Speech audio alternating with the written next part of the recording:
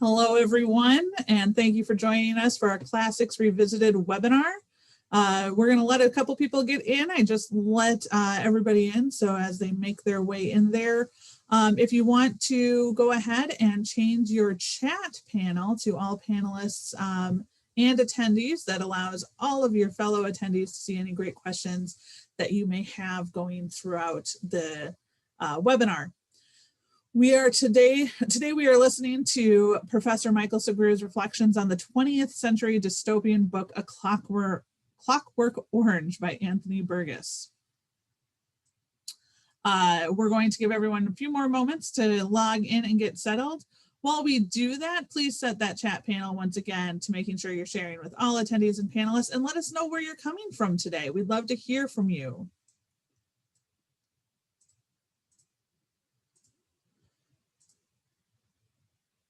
Published in 1962, Burgess' almost made up language and the violent acts he depicted made the book not really palatable for most of the general public. It slowly picked up speed, and then in 1971 became a film by Stanley Kubrick and started to be recognized for the classic that it is. We are looking at today's webinar as a give and take discussion about A Clockwork Orange, and would love to hear all of the great questions the professor's lecture may inspire. Today, once again, I have that great pleasure to welcome back Dr. Michael Sugrue to our ongoing webinar series, Classics Revisited. I know a lot of you know his background, but for those of you who are joining us new, Dr. Sugrue is a professor. He is a graduate of the Great Books program. He earned his BA in History from the University of Chicago and his MA, Masters of Philosophy, and PhD in History from Columbia University. Professor Sugrue has taught at prestigious universities such as Princeton, Columbia, Johns Hopkins, and many, many more. My name is Christy Goebel. I'm a global marketing specialist here at Bibliotheca. And behind the scenes, we have my colleague, Mackenzie Crane, who will be helping out in the chat and making sure everything runs smoothly. We will be sharing the chat log with all attendees, so one final reminder to make sure you switch those settings to all attendees and panelists. That way everybody can see any great comments that you want to share with everybody else. Also, if you have specific questions for the professor, we will be taking those after his lecture. And please use that Q&A panel. It pops out separately. There is a like button that helps float the most popular questions to the top, so please use that feature if you see a similar question or something you just want answered. Once again, we are looking for today's webinar as a give and take discussion and would love to hear all of the questions the Dr. Sugrue's lecture may inspire. With that, I am happy to throw it over to the professor for his lecture. Just a reminder, we did record the lecture on A Clockwork Orange previously, but Dr. Sugrue will be joining us at the end to take the live Q&A. Enjoy the lecture.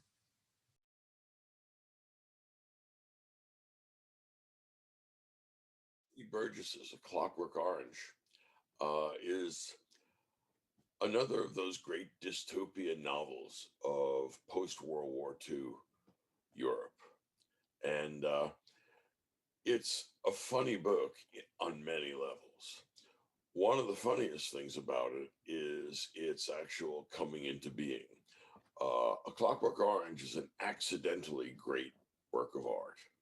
Now, you may have thought that nothing is accidentally great. That's actually not true. There are a few works that I'm inclined to think are. If you know, for example, the movie Casablanca, that's an accidentally great film. So wonderfully played, but you have to remember that when they were actually shooting that film, they hadn't figured out what the ending was going to be, and people did, and the actors did emotional response shots just of their faces without being told what emotion it is they were expressing. So it's possible for things to fall together just right. And that's what happened with A Clockwork Orange. Burgess said later on that it was insignificant to him. He wrote it in 3 weeks to earn a paycheck, in and out, very quick. It is almost accidentally a work of genius. Uh, it is a brilliant series of connected thoughts.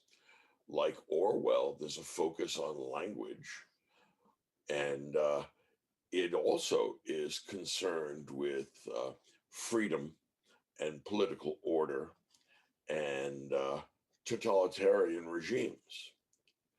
And A Clockwork Orange was published in 1962, and it is looking to the future, let's say the early 21st century, after a communist victory, which means that the English language has been powerfully adulterated by Russian in the same way and for the same reason that the Anglo-Saxon language was powerfully adulterated by French when the Norman invasion occurred. All right. And the hero of the novel is Alex.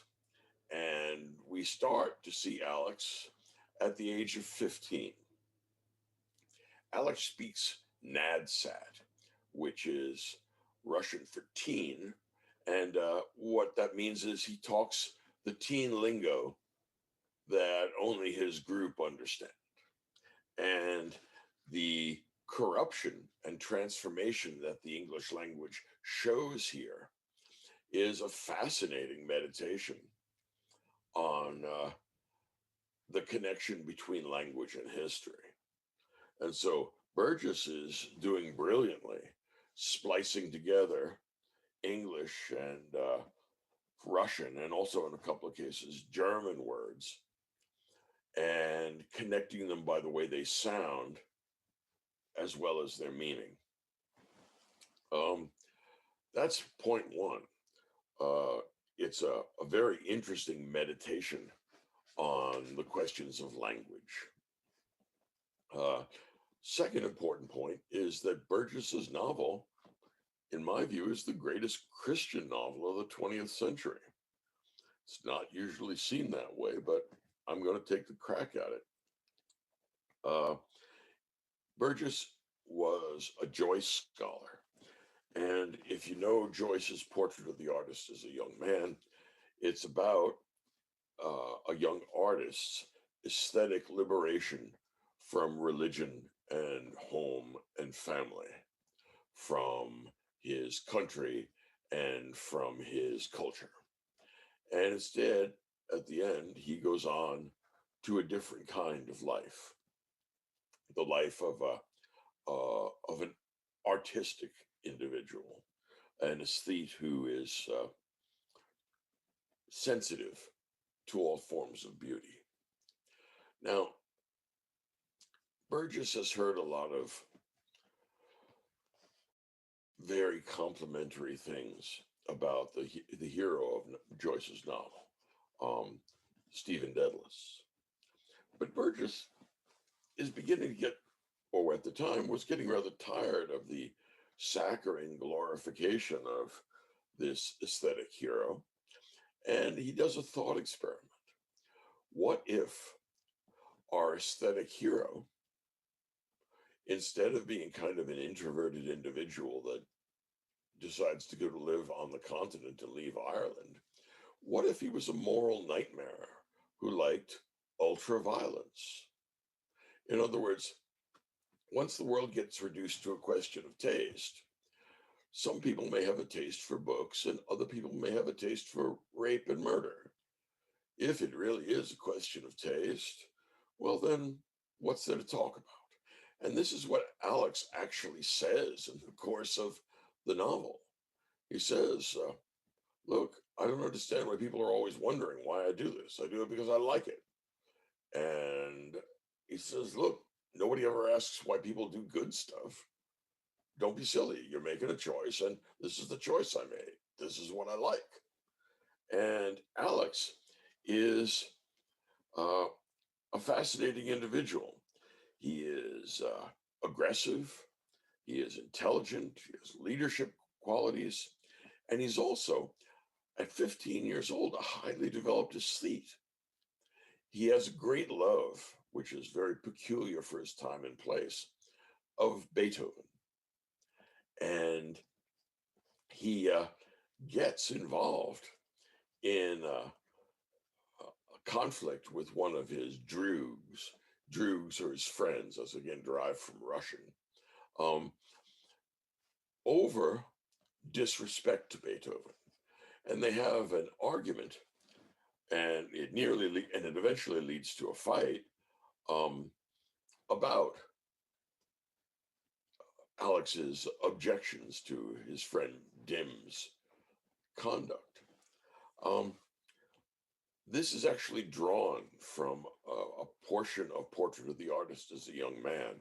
It's the section where Heron and Stephen Dedalus have an argument about poetry, an argument about aesthetics, and it leads to a fight. And I believe that Alex in A Clockwork Orange is Heron from Portrait of the Artist as a Young Man, lifted right out. Now, we add to this to kind of season this character up. This is a very meta literary kind of work. To season it up, Alex is a Homeric hero. In other words, if you were laying siege to Troy and you had the choice, if you were drafting players for your side, and you had the choice between, say, the Buddha and Alex, you definitely choose Alex because he likes cutting people with a straight razor. He likes fighting and bloodletting. He likes murder and rape and destruction and the old ultraviolence. In other words, he is what was once viewed as being an excellent man. He's the kind of guy you want to have around if you're going to destroy the Trojans. Unfortunately, Alex is living in a socialist, totalitarian world. It's a nightmare. And he himself heroically rebels against this. In other words, he has many of the qualities of a romantic hero as well. He is striking out for freedom and liberty, and what counts as freedom is one of the main themes of the book.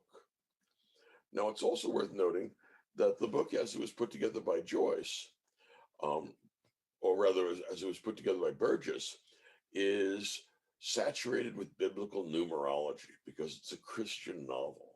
In other words, it's a Christian retort to Portrait of the Artist as a Young Man. It was originally 3 sections. Each of the 3 sections was broken into 7 chapters. 21, 3 times 7, is the period of majority and of maturity. And this is when Alex has something like a conversion experience in the original novel. He gives up on the ultraviolence and the life of a criminal and settles down and prefers marriage and better conduct. The original American publisher didn't like it because he didn't understand it apparently and thought that it was a mistake. And because Burgess didn't really care about the work, he said, fine, publish it without, just write the check. And they did. Now, leaving out this transformation mutilates the book. It's like leaving out that last section of Dostoevsky's Crime and Punishment when Raskolnikov undergoes his conversion experience. Critics have had the same problem with both endings. It's discontinuous with and incomprehensible in terms of the earlier part of the novel. That's not a problem. That's the idea. All of these go back to the original conversion experience in Western literature, which is St. Augustine's Confessions. And the point of a conversion experience is that it's supposed to be a disjunction from everything else in your life. In other words, when St. Paul gets knocked off his horse on the road to Damascus, the idea there is that this is a permanently transformative experience. Well, if you don't believe in such a thing, it is hard to get your mind around it. But both Burgess and Dostoevsky did. And the reason why uh, there's been a controversy about it is because when you leave this final transformation out, it mars the structure. Uh, 3 is a biblical number, so is 7, both advantageous and divine. Each of the 3 sections starts out in the same way with the same line. The question that's the line that starts each section is, so what's it going to be then? A, what this is pointing to is 2 separate things. First, the Bible, where St. Peter is going to get asked 3 times whether he knows Jesus or not. And the question he's being asked also refers back to Kierkegaard's either or, whether you're going to choose the ethical life or the aesthetic life. Stephen Dedalus, in Joyce's novel, chooses the aesthetic life. So did Alex. Now, Burgess is pointing out that once you choose the aesthetic life, if your taste in aesthetics runs towards bloodletting and rape and destruction, as they say, there's no accounting for taste. So what he's doing is saying we need to have ethics trump aesthetics, that Joyce, and by implication Nietzsche, was wrong, and that in fact the aesthetic hero of Portrait of the Artist might easily be, and often is, a moral nightmare. Now, pushing in further, Alex gets arrested after many misdeeds, and then he's selected to undergo the Ludovico technique when he's a prisoner. This technique conditions him such that he's unable to engage in violent conduct. Once he has his free will taken away, he is released from prison, but he is not freed because he can no longer choose evil. He is mutilated because he is now no longer capable of the choices which defined human life. And he is beaten, ironically, by his former friends who have become policemen.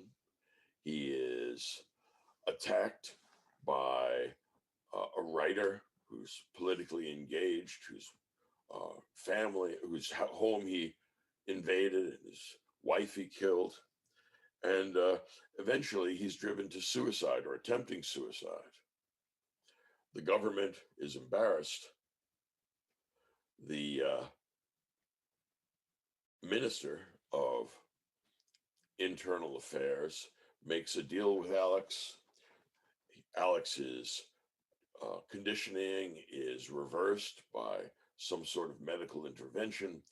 And thereafter, Alex works for the government, and he is a part of the government, and he is more interested in ultraviolence and Beethoven than he has ever been. And the point is, of course, that the government that is now employing Alex, and also his former droogs, who are also criminals, it's driven by an overarching criminality, which itself is makes Alex's juvenile criminality pale in comparison.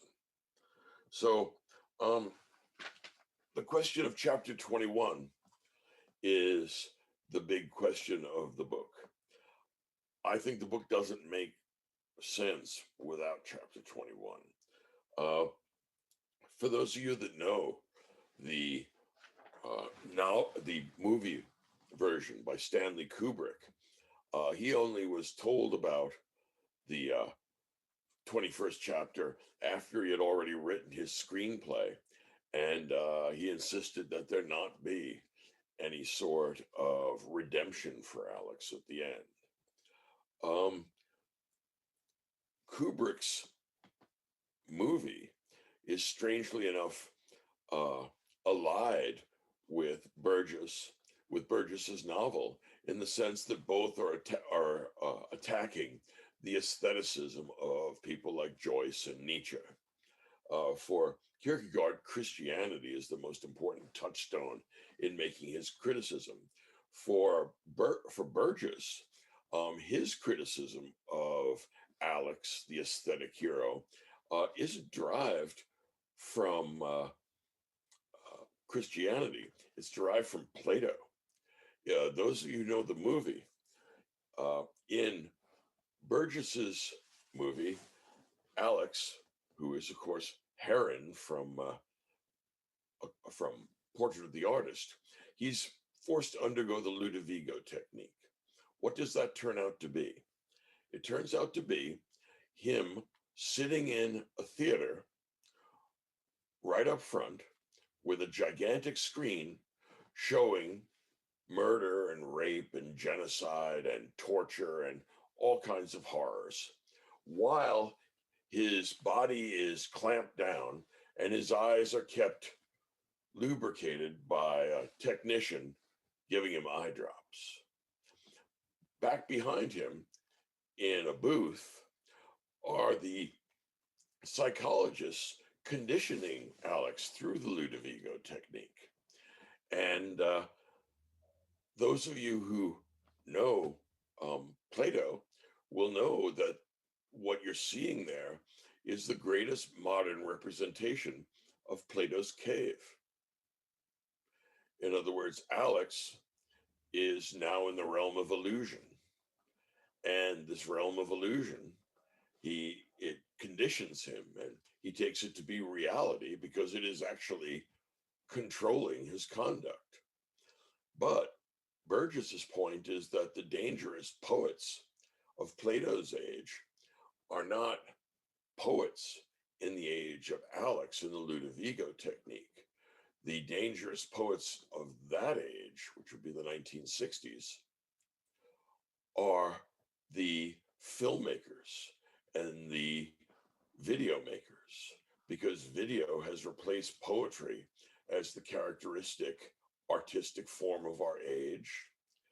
And as in the case of the poets and sophists and politicians who cast shadows on a screen, which the inhabitants of the cave thought was reality, this is what Alex's Ludovico technique amounts to. So this is Burgess's critique of behaviorism, but also of video and of the split of aesthetics from ethics in the poetry of his world, which is movies.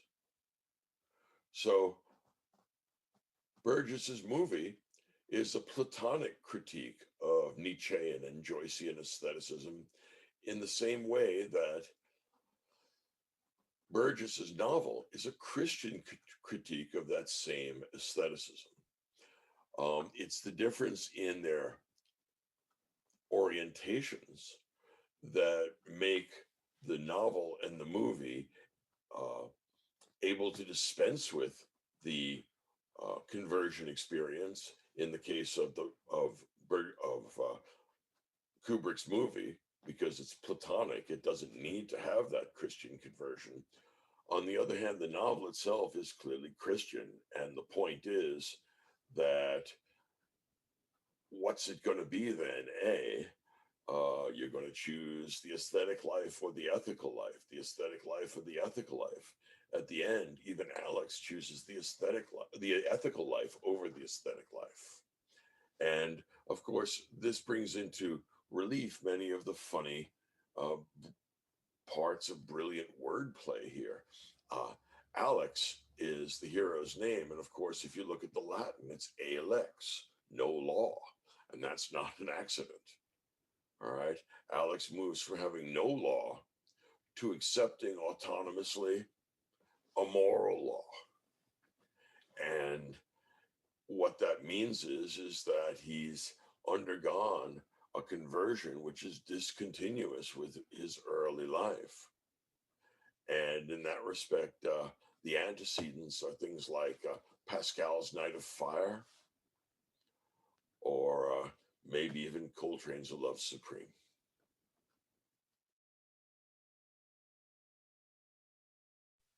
Thank you so much, Michael. If you want to bring up your video and turn your camera on, that would be great. Thank you. Welcome. Welcome. Appreciate that. Thank you to those who wrote in questions. I see one or two already in the Q&A panel. Feel free to put more in as we go through the discussion. I also received a couple from our registration, so I'll make sure to ask those throughout. But first of all, I have to say that this was one of those books that had always been recommended to me. It was definitely not in my typical genre, so I have to say I've never read it. And the past 3 or 4 weeks, I decided, you know what, let's do it. Let's read it. And you know, the first part and a half, just Burgess's language, the Nadspeak, the made up language, the made up slang, taken from, as you said in your lecture, from parts of Russian and German and British slang, was a very big challenge, because there were times that, like, I remember reading a paragraph out loud and realizing that all but maybe 3 words in that entire paragraph were words that were not defined to me. Luckily, by about halfway through the book, or not even quite halfway through, I started to pick up, like you, as you do in just a conversation with someone, you start to understand what those words mean. One of the registration questions we had was, I would love to hear your thoughts, Michael, about the language use in regards to the book. Why do you think that, I have some theories, but why do you think that Burgess really chose to almost create his own youth language that actually changes throughout as Alex goes on his journey too? That was another thing I really picked up as I read it. Well, that's a great question. It's important to remember that Burgess was a Joyce scholar, apart from being a novelist. And he's been listening to all kinds of praise of Stephen Dedalus, the aesthetic hero in Portrait of the Artist as a Young Man.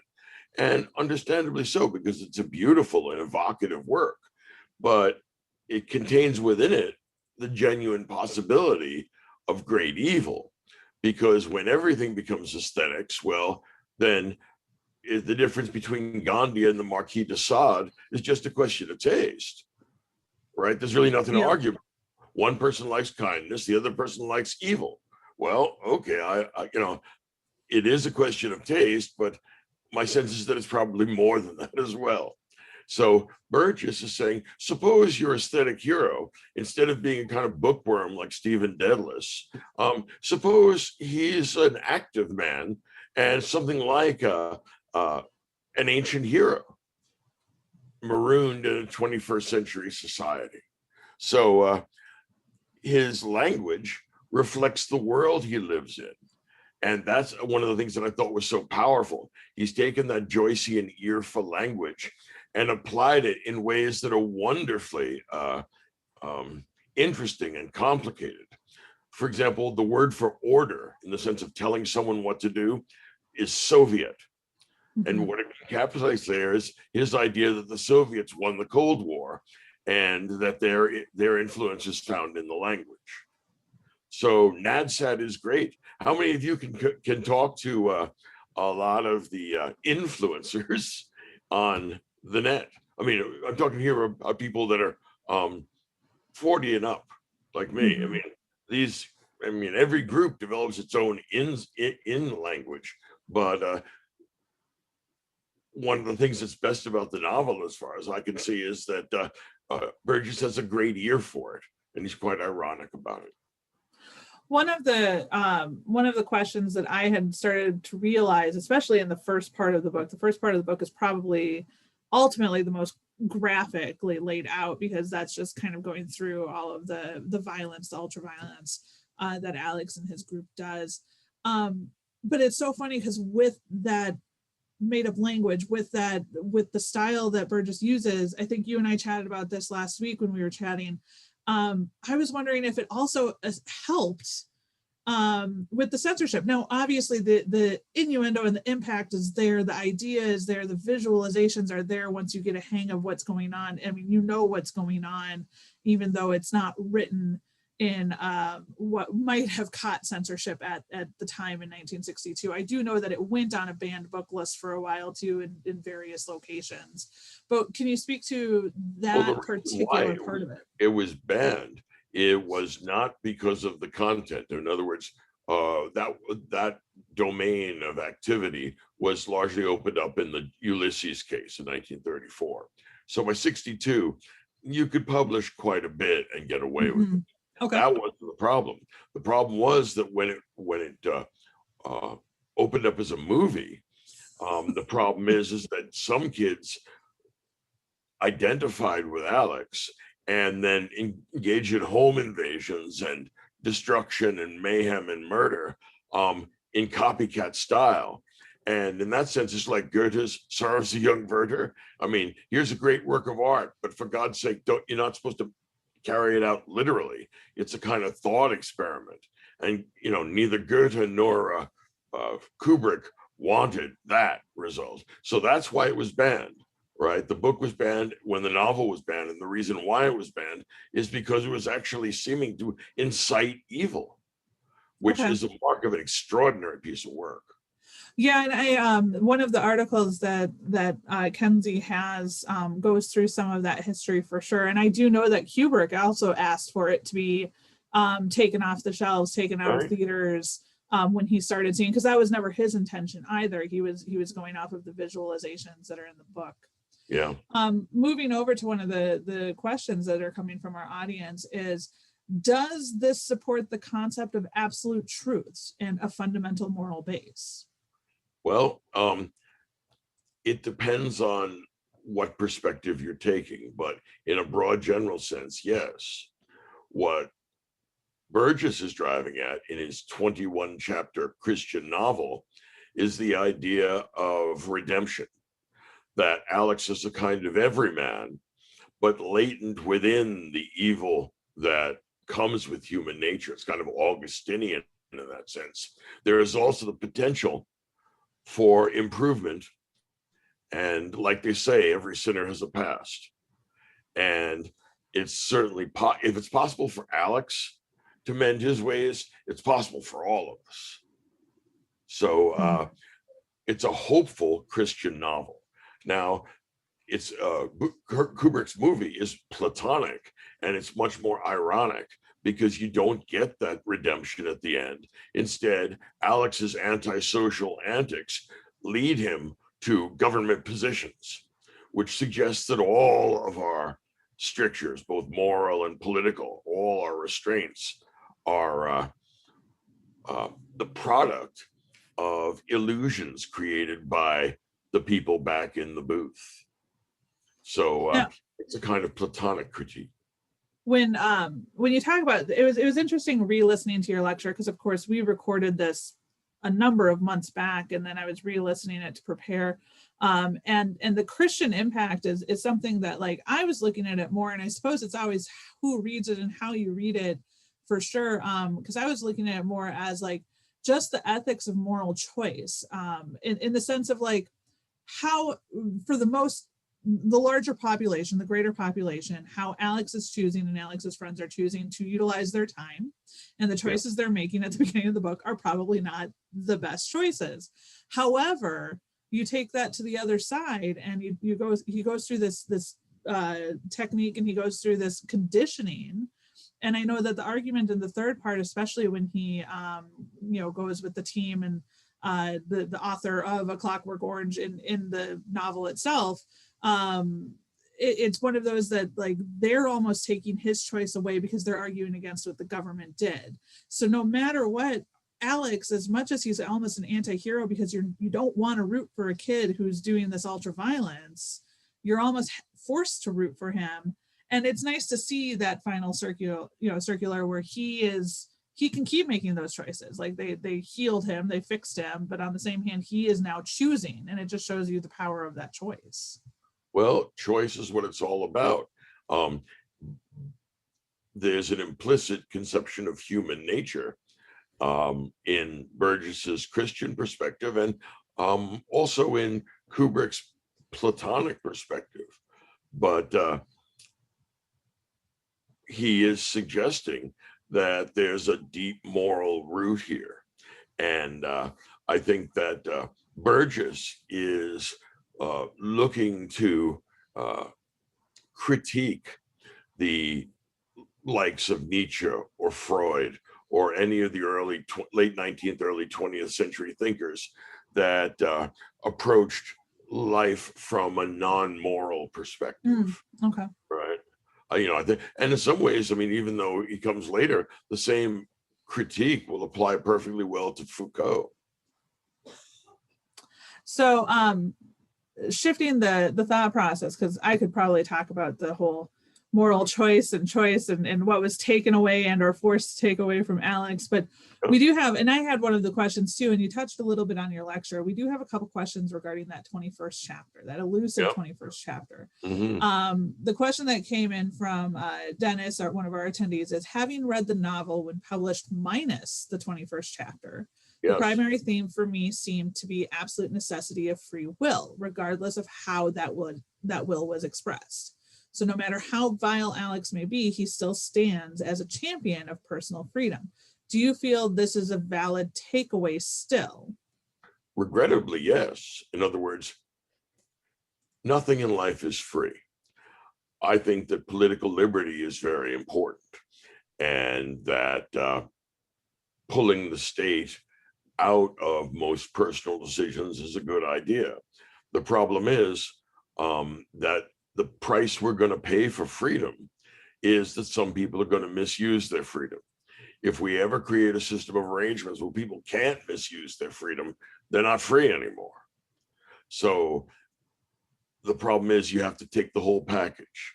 Either you're going to be an automaton, in which case there's not going to be any real moral good or evil because nobody's making any choices, or you're going to be free, but you have to accept that some people, like Alex, as he puts it in the novel, buys from the other shop. He says, look, there are two shops, one that sells good stuff, one that sells bad stuff. You folks like to buy from the good shop. I buy from the other one. What's there to talk about?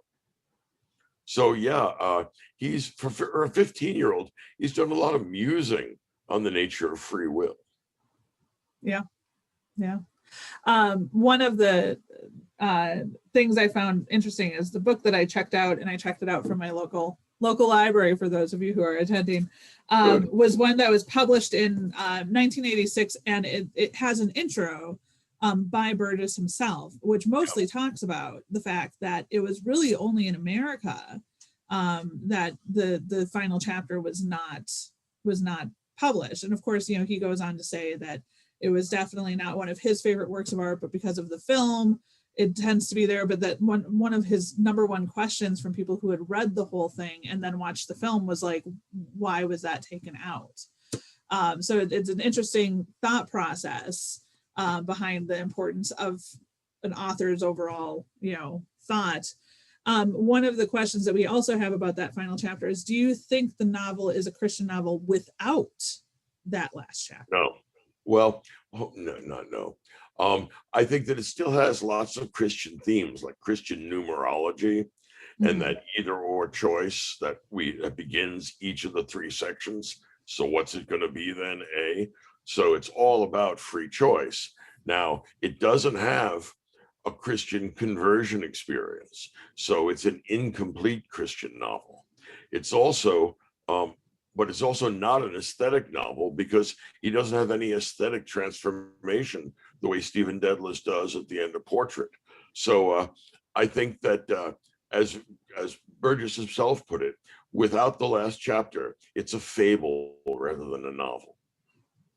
Okay.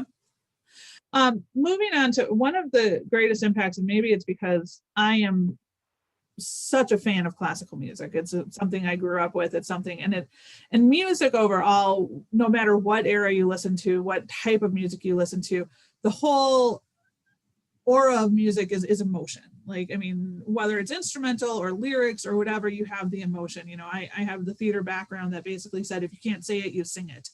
If you can't Mhm. sing it, you dance it, because the music is what drives that emotion in there. Can you speak to a little bit of that relationship of music in the book? Because clearly music is very, very important to Alex. Yeah, Um, Alex is not only an aesthetic man, he has shockingly good taste. I mean, here he is, 15 years old. Everyone else is listening to NADSAT pop music, and he likes the old Ludwig van. This kid knows the good stuff when he sees it. Also, notice in the course of the novel, not only does he love music, but he's also very fashion conscious, and he can actually point out specifics about fashion that I'm sure none of his droogs ever thought about. Um, the fact that he takes things like Beethoven's Ode to Joy, that fourth movement of the Ninth Symphony, and imagines enormous evil, is a testimony to the fact that, well, maybe art is incompletely moral, and that maybe art can have morally negative qualities or negative results, despite the fact that it may not have been intended so. If we remember back to Werther, but the young people mhm. committing suicide, and the same thing happened with the movie. I would be inclined to think that Alex is, he's the best example of a young non-moral person, and music is what shows that to us. He knows the good stuff, and he likes to take that. And in the Kubrick movie, the power of the music will knock Mhm. you down. I mean, even independently of uh, the action, but when he merges the action, for example, ballet with a gang rape, uh, that is just such a mind altering experience that you can't imagine how violence and beauty can be so connected. But then again, when you stop and reflect upon it, there is such a thing as beautiful violence. If you've ever watched, for example, Muhammad Ali box, those old tapes, I mean, it's beautiful to watch, and he's very good at what he does. And yet, what he's doing is beating people up. So, the amorality of art may be one of the big themes. So and this just came to me. We have another question, but I'm going to put it to the side for just one moment. Relating to music, because we rarely, you and I rarely talk about the movie forms of these books, but I think in this sense, Kubrick's is so visual with what Burgess wrote, and it really is what kind of got the novel to become the classic that it is, and more people reading it. But it's a funny thing that you said that, because Kubrick did put a lot of those classical music and classical scores to the ultra violence that was Yeah, happening. that's right. Whereas in the book, you got a sense in one of the chapters, when he goes to lay in his bed after the first night of doing the ultra violence, he listens to Ludwig van, and you can see, he tells you what he's imagining while he's listening to this great symphony. And then later there's another scene with him and the two women in his same bedroom to that Right. same music. With Rossini.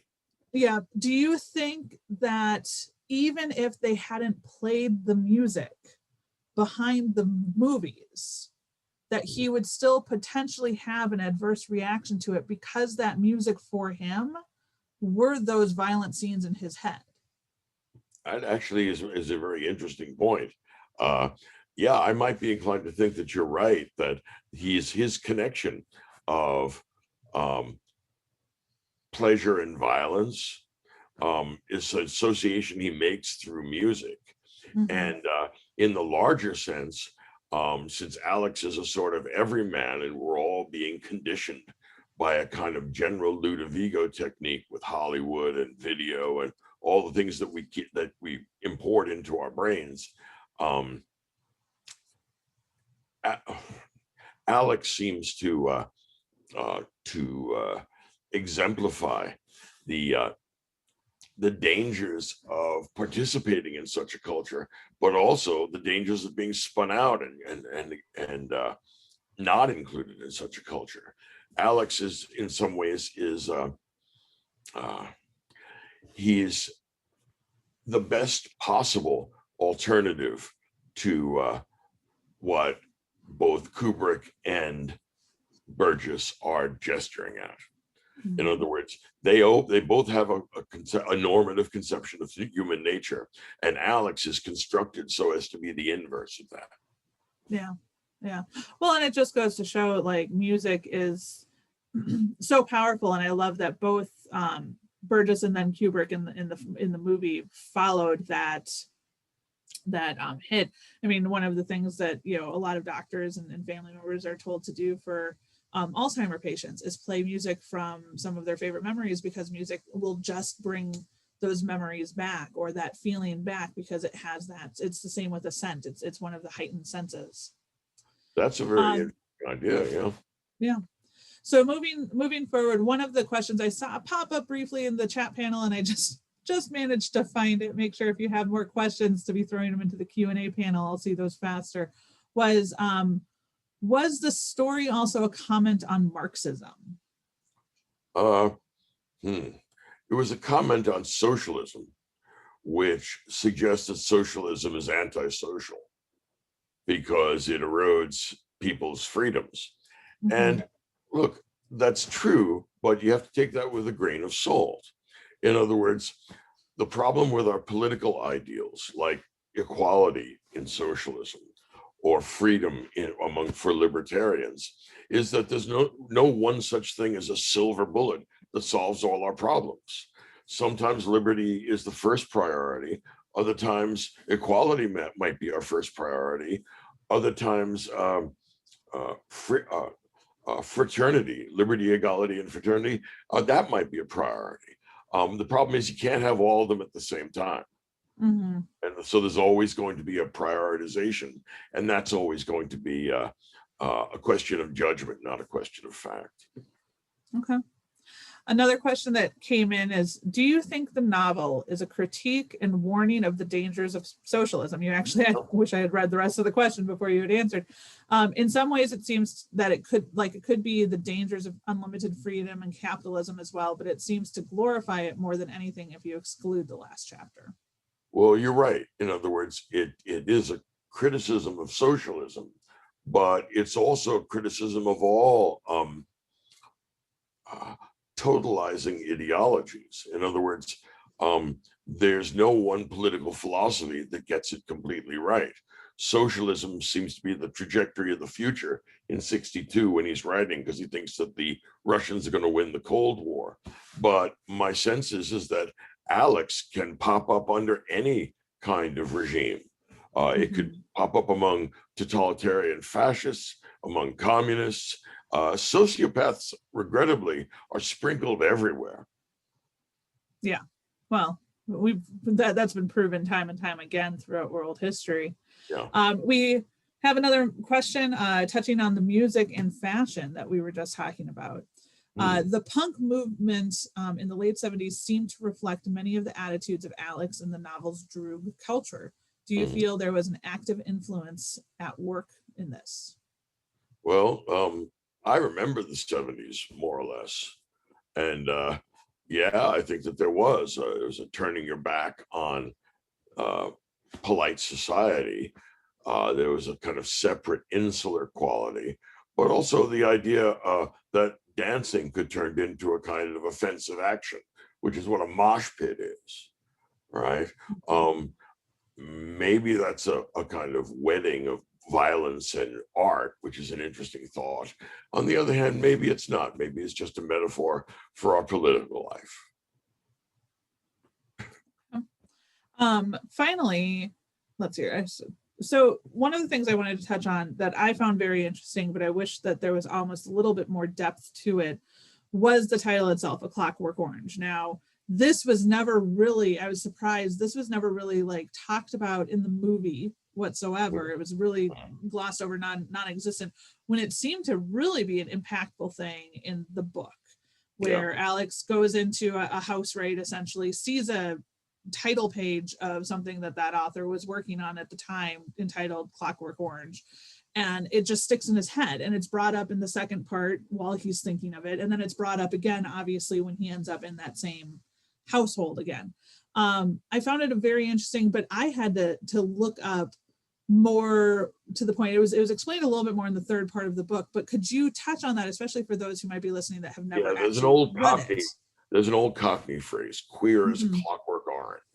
Someone that was strange was an odd connection of two incompatible things, clockwork and orange, inorganic and organic, or mechanical and free, okay, because it's alive. I mean, Mhm. I don't know that I would choose an orange as my first choice for symbols of freedom, but for symbols of life and organic juiciness, I guess that's okay. I think what he's doing is saying, look, you're going to have to make that either or decision. You're going to be a mechanism or you're going to be a human being. But the price you pay for being a human being is letting other people be human beings. And that means allowing the occasional emergence of an Alex. So decide who you are and what you are, decide what you want to be, but also calculate the price. You might have a mechanical world where Alex and his ilk are not able to do evil, but that means that good people are no longer going to be able to do good either. Yeah. Well, and I found that very interesting. I feel like the movie rushed this a little bit in the third part and his relationship with the author, because it really starts off as just almost like a fatherly figure to him. And you almost start sensing that Alex is starting to feel regret, which especially because he still has that mechanical sense about him. He can't imagine what he did to this author and his wife and everything. But in the movie, I feel like it was a little rushed. What I found very interesting, though, is that the author, the character of the author in the Frank in the book is very much like, well, this, when you went against your will, you're not able to choose. This is wrong of the government. And yet he and his partners, especially after they figure out who Alex is and what he did, almost take away that same choice from him, but in a different way, by pretty much forcing the boy to try to commit suicide because of the music and that relation. The movie seemed to really like push it as though that was their plan all along. I didn't quite get that same sense of the book. No, I mean, it's discuss that a little more bit? open-ended in the book. Yeah. It's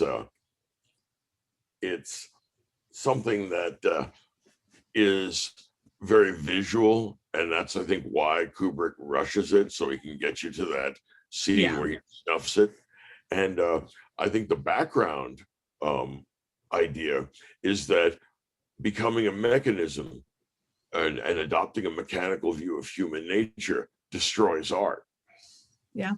And so the price we pay for perfect peace and perfect harmony is not only the inability to make moral choice, it's also the stifling of creativity. Yeah. And it's the destruction of aesthetic experience. So that's the price we have to pony up if we really want to stop things like Alex from happening. Otherwise, we have to accept the imperfectibility of human nature, which I think is one of the smartest of the Christian doctrines, because it's the only one that requires no faith at all. Just have a look at the 6 o'clock news. One final question, which doing a quick read of it sounds like a great question, and we'll end on this one. But how can violence be an articulation of free will? I mean, isn't it free will a rational one? How can Alex be bad and be free and not think that he is being part of a chain of cause and effects? That is a wonderful question. Okay, here's the deal. There are two competing conceptions of freedom. One I would describe as German, the other one I describe as English, meaning Anglophone. The English conception is freedom as liberty, which means you're free when you can do whatever pops into your head, whatever you want to do. In that sense, the dog is free of the chain. Okay, there's another conception of freedom, which is freedom as autonomy. What that is freedom as setting rules and regulations for yourself on the basis of your free thought, and then conscientiously obeying those rules. All right. And Alex is free in the sense that he's at liberty. Right. And that's the kind of freedom that they're discussing here. So when you import what I would call the German Kantian idea of freedom, that you can't be irrational and free at the same time. The Anglophone tradition that comes from people like Locke or Hobbes, in fact, thinks you can. So I think you're right. I think you have a much better conception of freedom, the idea of making rules for yourself and then obeying them conscientiously. I think that it's a good point to make that what we call liberty is often, and perhaps always, enslavement to your libido. Mm-hmm. Interesting. Well, thank you so much, Michael. I appreciate your time with us today. It's been very enjoyable.